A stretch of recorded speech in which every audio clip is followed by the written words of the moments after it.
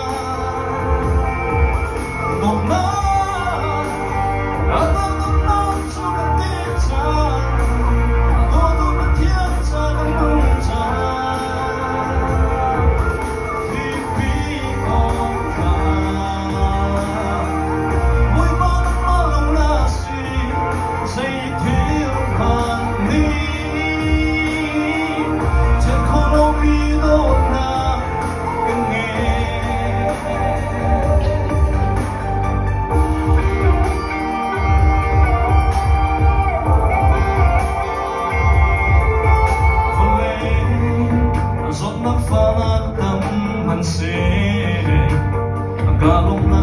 asol ay lalo ang mga ito kasi Chrissy kanong kapeti puso ako miruan sa nakangay panrong sa ito kasi kanong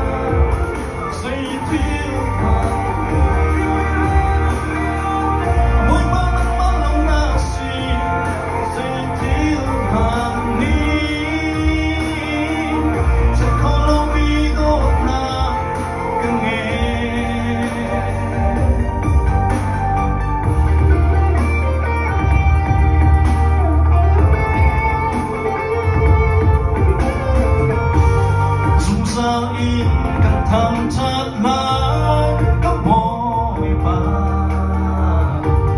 các si linh thì là ý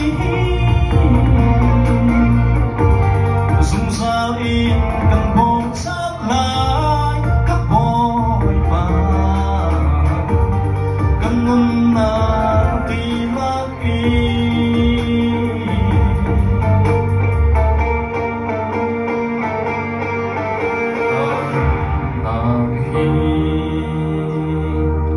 Ôi bắt xuống ngã xa cả lông câu lại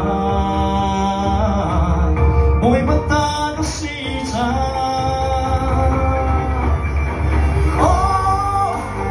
câu đi lạc in cả áo lại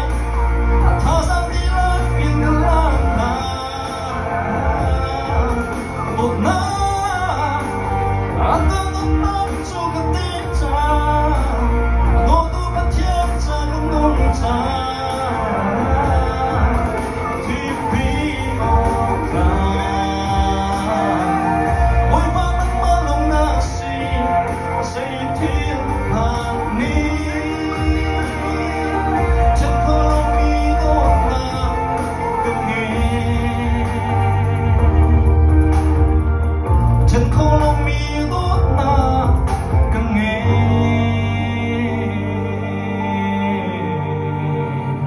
Pasok ka na sa boss eh?